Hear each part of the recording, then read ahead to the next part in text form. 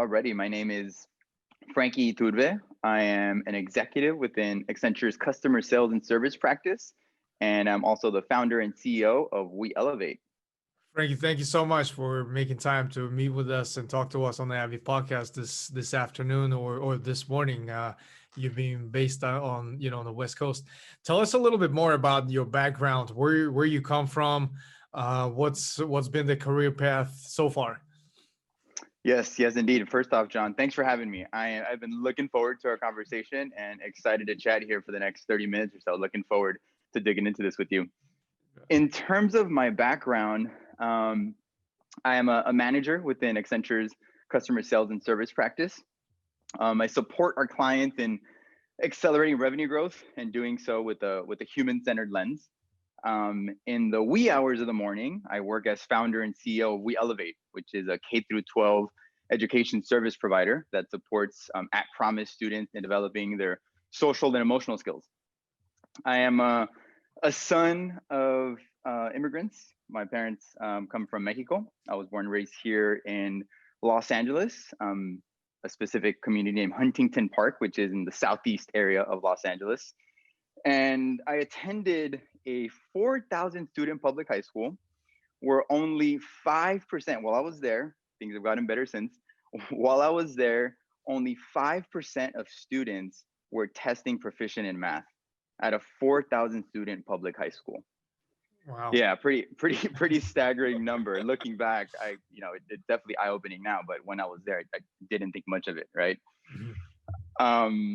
And my upbringing and my journey to the two areas of work that I described there really is the culmination of a powerful discovery, which is follow your passion is BS, right? That's something I've learned early in my career. 2 years into my career, I went on this journey to find my passion, right? As most millennials kind of seek out to do.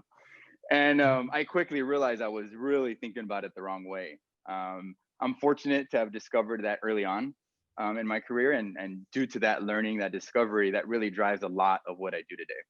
Uh-huh. That's pretty interesting. And, I want to talk a little bit more about that, following your passion aspect of that career path. But to focus a little bit more on your current role as a consultant, good portion of our listeners on the Ivy podcast are early stage career professionals, Okay. recent grads, second year Mm-hmm. MBAs, and to a lot of them, consulting may be a completely an unknown space. Mm-hmm. I know it's very prevalent in Ivy League. It's very highly promoted. We have a lot of at least the big four recruiting pretty heavily on campus and stuff like that. But in general, that whole concept of consulting, it's relatively unknown. At least it was to me as well. When I was first starting out. Tell us a little bit more about this. What as far as the career, what does that entail? Where can you grow from there? And what are some of the recommendations that you can provide as far as anyone who is seeking to get into consulting like that? Indeed. Let's see where to start on this. And this is a good topic. Something a phrase I've coined for consulting is I almost view consulting coming out of college. I went into consulting right out of my undergrad. I call it business boot camp almost, right? I really feel like it really helps you shape like just core professional working skills, right? Mm-hmm. Anything from simple things, right? As small as sending out meeting notes, right? Learning how to take good meeting notes and sending those out. Starting meetings with clear objectives, right? For you and your client as to what you want to achieve.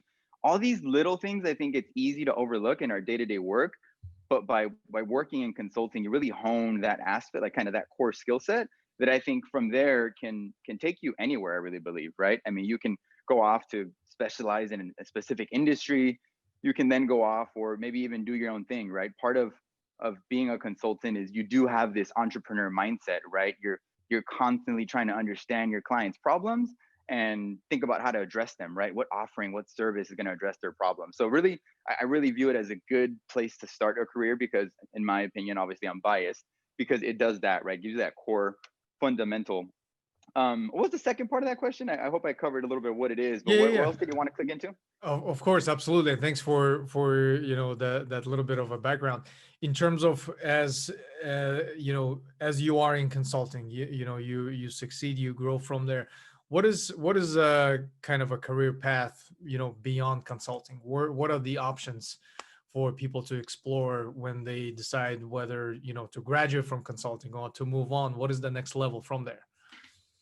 Yeah, the next level is being completely open and transparent. I'm kind of experimenting with what that is right now, right? Yeah. And I know I mentioned this on the prior that prior response, but again, I really do think I'm a believer that it's good prep for entrepreneurship, right? And starting your own business of any kind, right? Big or small scale. Doesn't have to be a software focused business. Doesn't have to be tech based. It can, lots of service businesses that come from the skill set. But again, because I think the skill that you develop is this constant, understanding client problems, client needs. And again, when you're building a business, that's really what you're up to, right? You're honing in on that problem of a certain market or customer, and you seek to go address it. So entrepreneurship, one path I think, consulting really preps you for. The other path, and that's the one I've kind of tinkered with a bit more and kind of have been exploring myself. The other path that I would say is that you see a lot of a lot of consultants take is using it to, let's say, cross over and specialize in an industry, right? Let's say you work with a lot of, I've worked with a lot of high tech clients, such as, the Cisco's of the world, HPE of the world. You can, a lot of consultants might work, and those are the clients they consult for. And eventually, they might switch over into a role at, at one of their previous clients to kind of specialize more in a certain area of the business or what have you. Mhm. So that those are kind of two paths that I see, like, again, kind of going into that entrepreneurship path, or also then crossing over to industry and specializing more and maybe an area that you can previously consulted on that you really now find interesting and kind of want to focus on more specifically.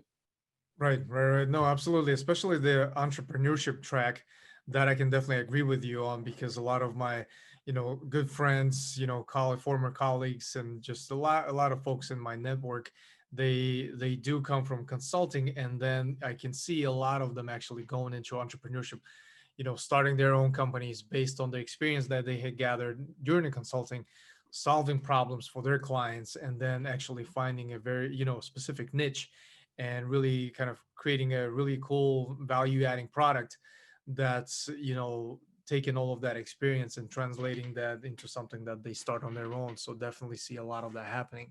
So absolutely. Exactly. Um, I've read some of your articles, some blog posts that you had published, something around engineering freedom and flexibility into your career. Just as a general in the concept, can you tell us a little bit more about this and how can you apply that in your day-to-day activity, whether you're working at a large corporation or if you are a founder of your own startup? How would that help you? Love this topic. Love this topic. We're gonna have some fun with this one, John. Um, yes, let's talk engineering freedom and flexibility into your career.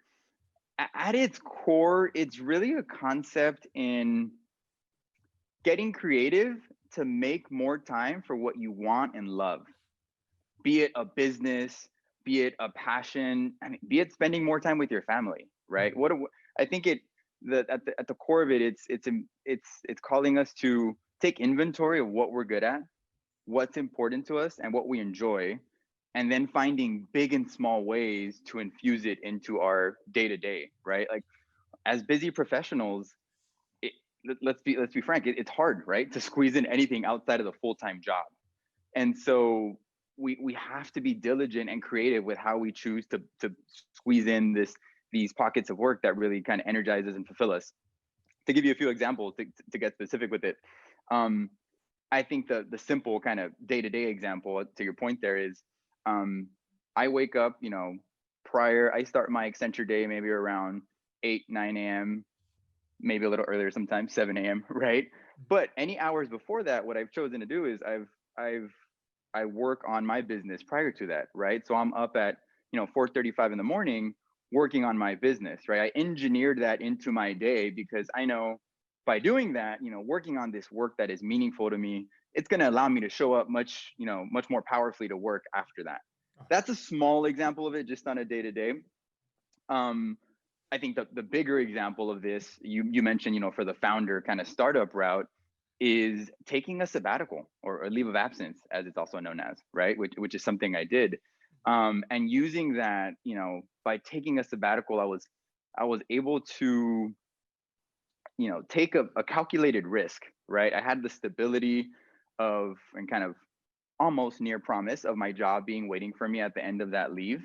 So I was able to go out, explore, further tinker with my business ideas, and then come back to a job that, I was previously in, without having to go hit the job market, and search for one, right? So I think that's a bigger example, especially for the founder kind of startup route. Mhm. Hey, is there a possibility for you at your work to take a sabbatical, right? 3, 6 months, 9 months. You can do a lot in 3, 6, 9 months, or a year. Yeah. No, I love that. And that brings me back to kind of my early days. Well, not so early days. Like, I want to say 2010 and 2011, I was part of a larger corporation, and I did exactly that. It wasn't sabbatical per se. It was kind of that quote unquote paternity leave, but I took that also as an opportunity to not only spend time with my wife, and she was pregnant at the time, and the baby, but also use that time to work on some of the the side projects that I've been putting off, the side gigs, and the company that I was looking to start. So definitely I can't agree with more with what you're talking about, leveraging opportunities like this to really take a step back, or take a step to the side and say, hey, I want to focus on this. That's pretty inspiring to hear what you're working on, and you basically, what you write about, engineering that into your day, working on whether that's the early part of your day on the something that you're super passionate about, or whatever, if you're a night owl working at night. I think that's pretty unique, very, I would, it's effective and oftentimes overlooked. So definitely thanks for sharing that. Agreed. I think it's important. We're always going to be busy, right? Mhm. Like, there's always going to be more than enough to do, but I think it's important that we prioritize what we care about and what matters to us, Uh-huh. and find ways to bring that into our day, right? Big and small. Absolutely. So we talked a little bit about kind of some of the ideas around building the career, some of the lessons and practical advice in terms of infusing a little bit of flexibility into that. In general, you seem to be very entrepreneurial as well, and I'm pretty sure there's a lot of different ideas and trends that you're excited about, that you probably research a lot more than other. Share with us, what are those? What are the different ideas and trends that you're super excited about? What do you think will be the next big trend? What are you looking to invest, or perhaps implement and build on your own? Yeah, I think this trend I'll share here applies both. I see it a lot in my entrepreneurial ventures, but also in the consulting world, right? With the clients that I work with and whatnot. And it's this notion of, capitalism having a midlife crisis. And it was, Fjord within Accenture's, is a design and innovation consultancy within Accenture, that releases these trends every year. 2021 just came out. This just trend I'm sharing here is from 2020, but I think still very relevant. And the way I interpret this idea of capitalism having a midlife crisis is, growth used to be acceptable at all costs, right? We still are profit driven. We haven't shifted from that, right? And broadly speaking, but it used to be that was all that mattered, right? Just the bottom line, and really maximizing profit, right? And now I think we're starting to see, especially this year, the way that 2020 has caused us to reflect and look inwards.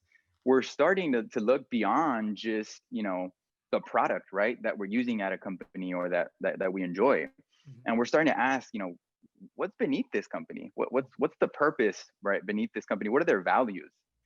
And a story I'll share briefly on this, where I saw this come to life for me, was, um, earlier this year. I was looking to work with a career coach, and, it was really when kind of the Black Lives Matter movement was really, front and center in our country. And, I think due to that, in the climate, but also this trend, I really paused before I decided who I wanted to work with. and thought about, you know, what are these person's values? Are they Black, Latino? um, I used to view support of Black and brown businesses as just, me going to a local restaurant, right, that is Black owned or Latino owned, right? And it made me realize, oh shoot, like now, even when I go and seek my professional services, a career coach, I'm now pausing to think about, their background, their values, who they are, what matters to them before I make that investment. And I share that that's a very, specific personal example, but I think it really brings to life kind of what I think we're seeing in more people and consumers, that we're now double taking before we buy the product. And we look at, what is this company really about? Oh, that's really cool. Absolutely, in terms of kind of the overall trends and how, the current times, or, you mentioned an example of, the Black Lives Matter at the moment, how that shapes some of the industries and trends that are going to come out of the current times. Definitely super excited about what's coming, in 2021. I'm pretty sure all of us are looking to put that whole, 2020 behind and really focus on, that fresh start, something completely new, at least a new outlook on things. So absolutely. So on kind of on that similar topic, with the full workforce shifting into, almost 100% remote mode, everyone going into virtual environments and so forth, um, that has completely shifted the overall dynamic from a productivity standpoint. Where before we had the opportunity, to go into the offices, exchange ideas, meet with folks. That physical component, it's very important. And with us being locked down, in completely remote setting, all of us had to adapt and come up with our own ways to stay productive, stay motivated, stay, help others as well. From your standpoint, personal productivity hacks, curious to hear what's working for you, what's not working for you, what, aside from going for walks or taking meditation breaks. Do you have anything that, you can share with us and our listeners in terms of, hey, this is something that really worked for me to keep, my productivity levels up? Yes, yes. I use something called a second brain, and there's a lot of layers to this concept, or this framework, I should say. But the concept is really using note taking apps like Mhm. OneNote, Evernote, to organize your digital life.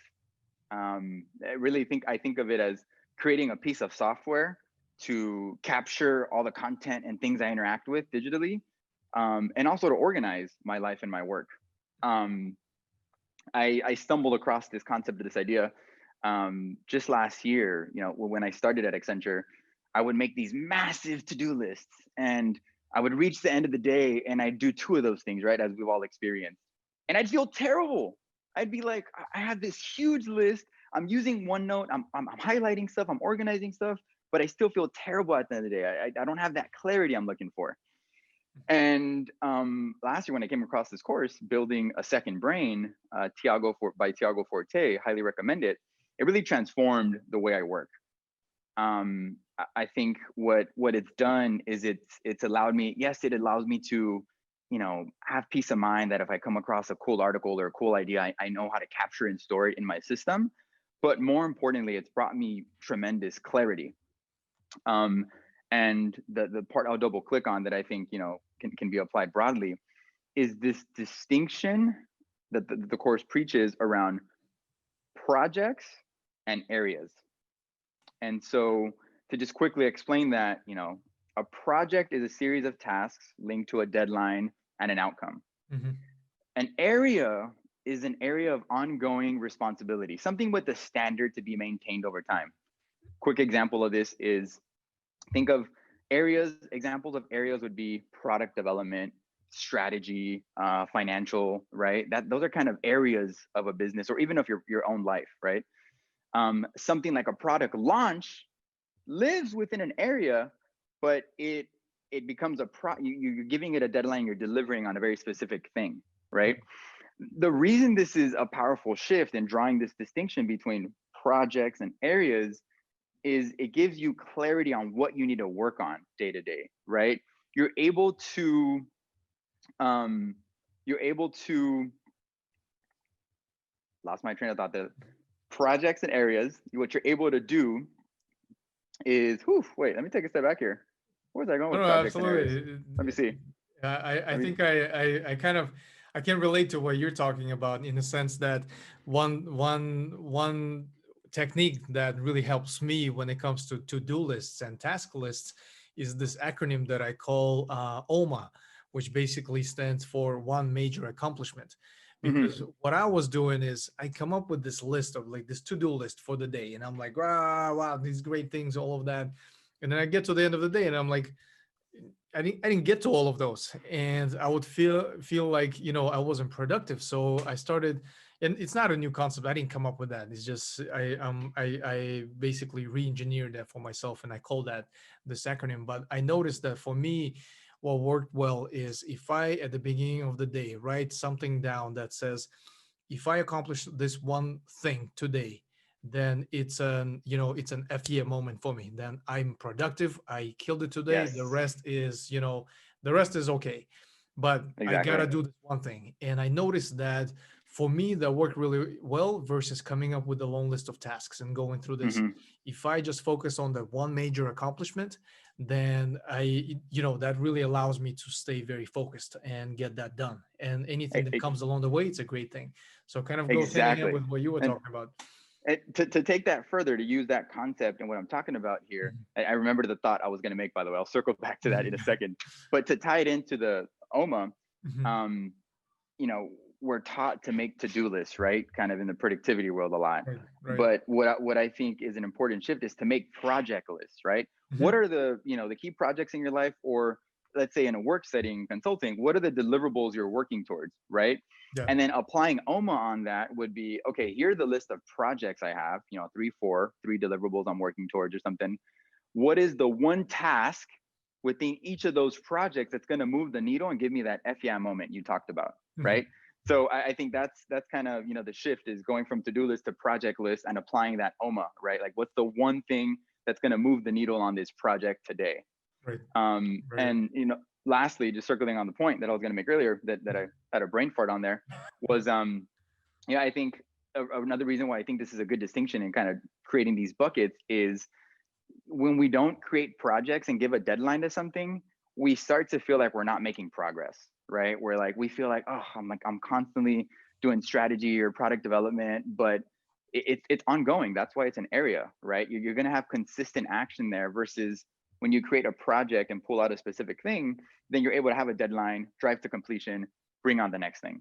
Right. No, absolutely. I love that point as far as, treating that as the what you call the projects with the finite deadline, finite, target date and specific deliverable. I think that's pretty unique. The other thing that I also like to do kind of when I do that analysis of where I'm going, where I'm focusing on is this kind of the concept of I call them the anti goals.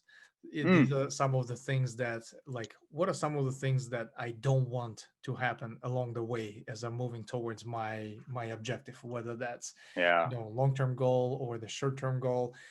Some of the things like if I, as an example, if I wanted to become, let's say, a famous musician, and I heard that on one of the other podcasts about entrepreneurs, they use that a lot, is yes, I want to become a musician, but along the way there, I became fat, my family, my marriage fell apart, my divorce is taking everything, my kids hate me.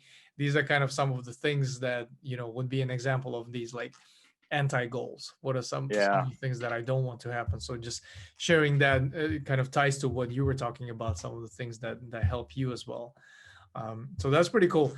The kind of the art of gathering, or kind of the very, as we translate that to corporate setting, a productive meeting or a very efficient meeting. It's it's unique science to this. There's art component to that as well. What helps you from a standpoint of running, executing, or leading effective and very engaging meetings, or workshops or gatherings just in general? Share with us any tips or techniques that you utilize. on a daily basis. John, we can record an entire podcast on facilitating effective meetings and workshops. Probably Seriously, I should. could. We probably should. I'd love to dive in. I'm trying to think what piece to dive into. Uh-huh. Let's start with workshops, because that definitely feels like, much more kind of gathering realm, right? I think what I'll talk about can be applied in meetings, but let's start with workshops. Uh-huh. Something within workshops, again, that any when planning a good workshop or planning a good meeting even, is, again, that outcome thinking, right? Mhm. What do I really hope to accomplish from this, right? You think about it when you're inviting people over for a party at your house, right? Like, you think about, like, you're prepping things, and you think about, how do I want them to feel, like, what I want them to experience while they're here.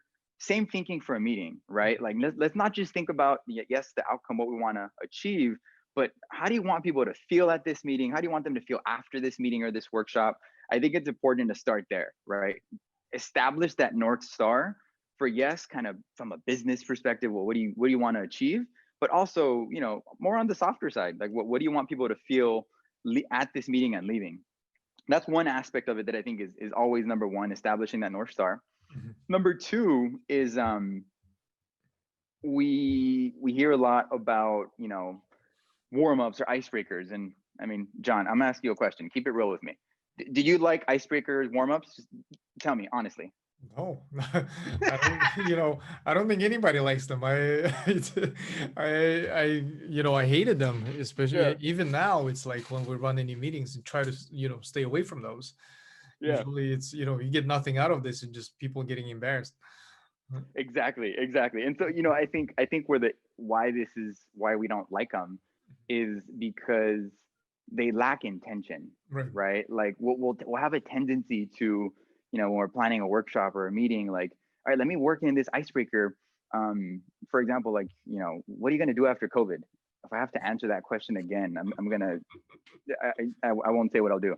Um, but so we'll start with something like that, right? But the problem here is, what is that achieving for what's coming in the workshop or the meeting? Mhm. If we add a little intention to our icebreaker and think about, what are we warming up for, what's coming, what do I want to warm my audience up for, then you're going to have a much more, not only productive icebreaker, but also meeting to come, right? So, and just to attempt to make that real, because I know it sounds a little abstract, Mhm. is, let's say you really, just to give an example of an energizer, right? Like, let's say you're about to embark on a creative exercise, right? In a workshop, you really need everyone kind of thinking and being creative. All right, your warm up might look something that involves something I call uh, yoga sketching, right? I crank up music at a workshop. I'll crank up some kind of high energy music, and I'll tell people, I'll start by, all right, sketch, draw a bunch of circles, and you get them drawing circles, drawing circles, drawing circles. Draw a bunch of triangles, you draw triangles. Draw a beautiful house with a beautiful set of flowers, and people start drawing that, right? So again, we're about to step into a creative space. Let's warm us up by doing something that's going to feed that activity. Is that making sense? Am I, Oh, you hear it me? makes perfect sense. It makes perfect sense. And I agree with you, especially, coming from, the corporate environment, that was always the issue, especially when it starts with, the icebreakers and the introductions. I love what you said, in the sense lacking intention, because at the end of the day, it's, if you're not intentional about why you're running this particular meeting or what the type of information you're looking to extract, I think that's, that makes perfect sense. So definitely thanks for those examples. Of course, of um, course. to pivot a little bit, you mentioned that you spend a good deal of your early mornings, 4 or 5 in the morning. I'm not a morning person. For me, it's a foreign concept. I work at night. um, I dig it. what I dig it. tell us a little bit more about the motivation behind this. What are you trying to achieve with that? How did you get involved with that, with the company that you're starting and you're growing? Tell us, just share with us a little bit more about it. Yeah, this is a great one to dive into. My journey back to WeElevate.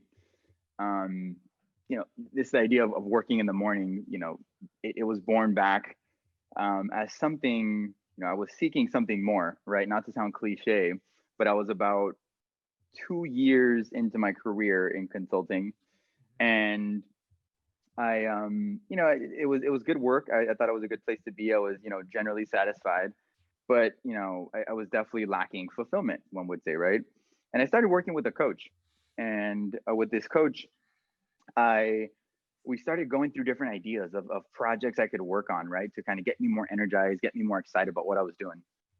I tried a bunch of stuff. I thought I wanted to be a music manager, so I spent some time, supporting my friend who was a up and coming producer, trying to manage him, right? And that didn't go very far. I wasn't very successful there. Um, and then I thought, hey, I got some buddies. Let's start a construction business. Like, construction business sounds really cool. Like, maybe we can make some good money from doing something like this.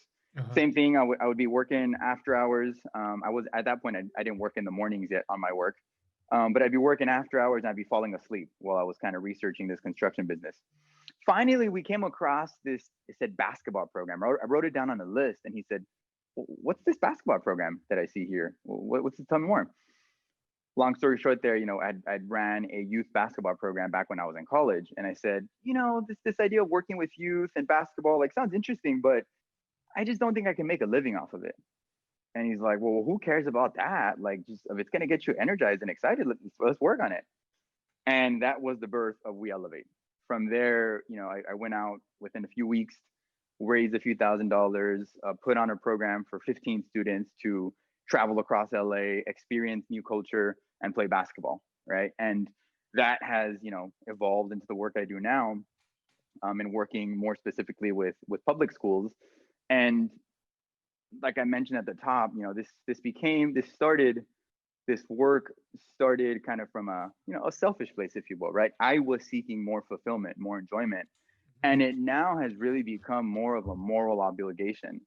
I see I've been fortunate enough to work my way up the corporate ladder, to travel the world, and I see all that stuff. I'm like, how can I not share this, right? How can I not support students in seeing more of this and seeing the big why as to why I go to college and all that stuff. So it went from, again, something very selfish to now I wake up in the morning not because solely I enjoy it. I wake up in the morning because I see it as I get to go do that, right? And Uh-huh. this is something I really need to go do, right? It's become that's the driving factor. If that wasn't there, then waking up at 4 in the morning wouldn't happen. Mhm. Wow, that's pretty cool. Being a big fan of basketball myself growing up and even now, one kind of idea that comes to that I'm super passionate about that I've been putting on the back burner, but at some point I'll do it. It's kind of similar in the sense what you're currently doing. It's and a lot of people talk about that as well. It's how they have these like combines for like NFL or NBA prospects, Hmm. before they get drafted, all of that great stuff.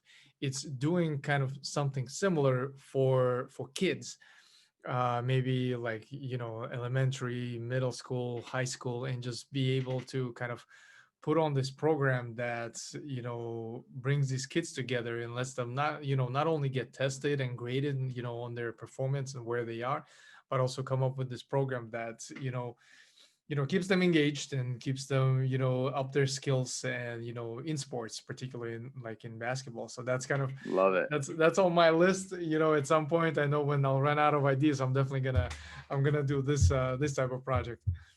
I love that one. I love that one. That's a great concept. Combine kind of for youth, like that'd be the Yeah.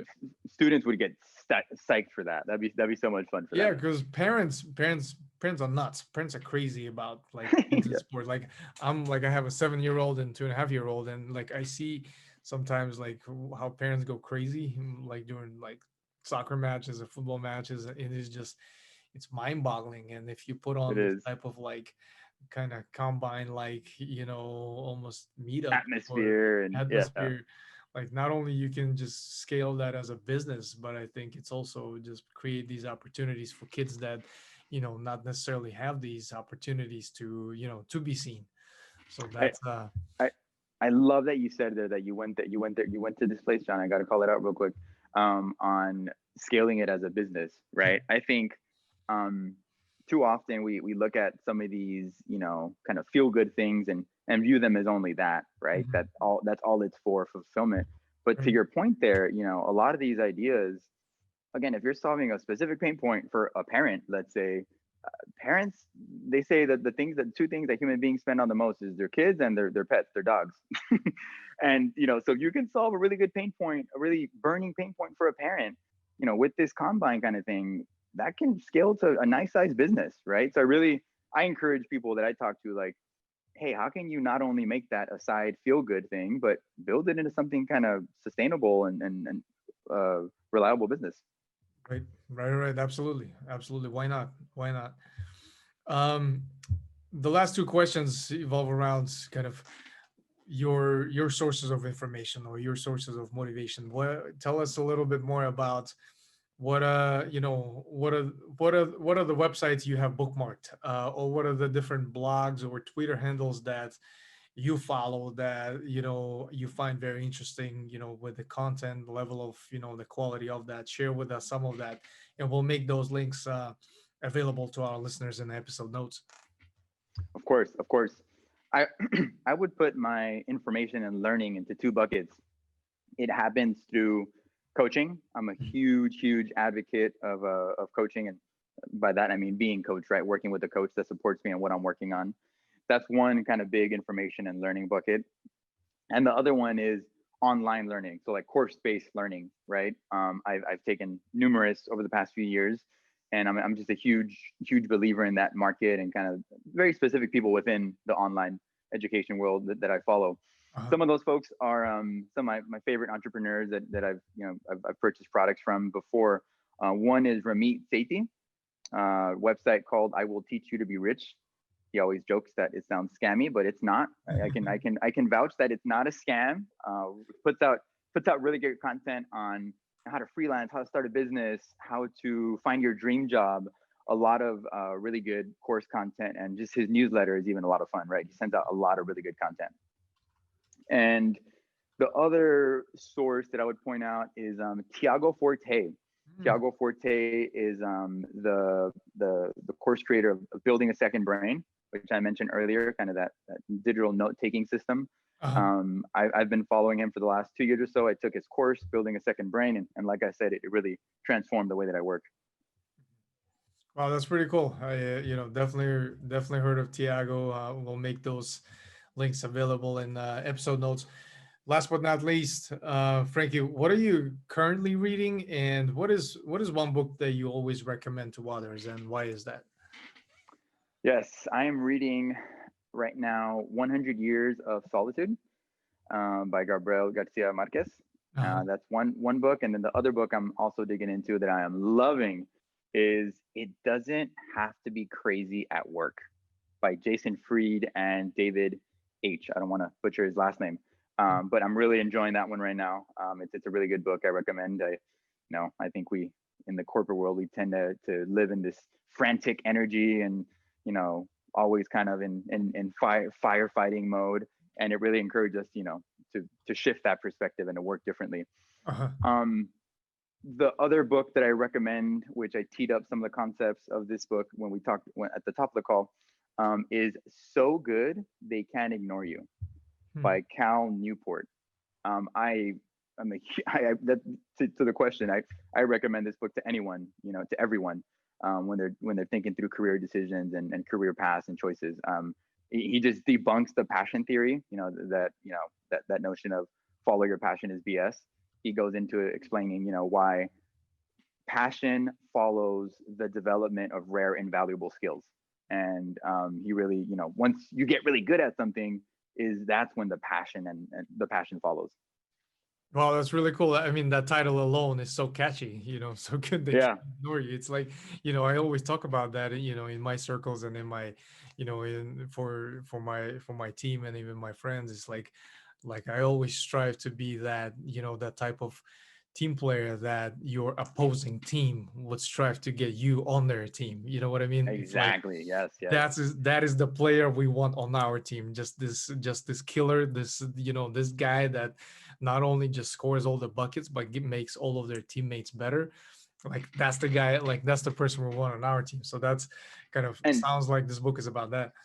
and to tie just really quick to the piece earlier, this when you're so good they can't ignore you. Mhm. that's when you're able to engineer more and more and more freedom and flexibility into your work, right? Once you've proven, hey, I'm legit, I bring massive value to this company and to this team, you're put in a position where you're able to then go, make those requests on work arrangements, and have that more of that freedom and flexibility. I love it, Frankie. Man, this is so it was a short conversation, but packed with so many really cool, advice, recommendations, tools, and techniques that work for you. We're gonna have a blast editing this because we're gonna try to highlight a lot of these, these highlights from this conversation. Definitely appreciate you taking the time sharing with us. Definitely gonna stay in touch. Probably gonna do another follow up episode pretty soon. In 2021. Thanks for your time. We're gonna stay in touch. You're much appreciated. Thank you, John. I had a blast. This was a ton of fun, and looking forward to hopefully speaking again at some point.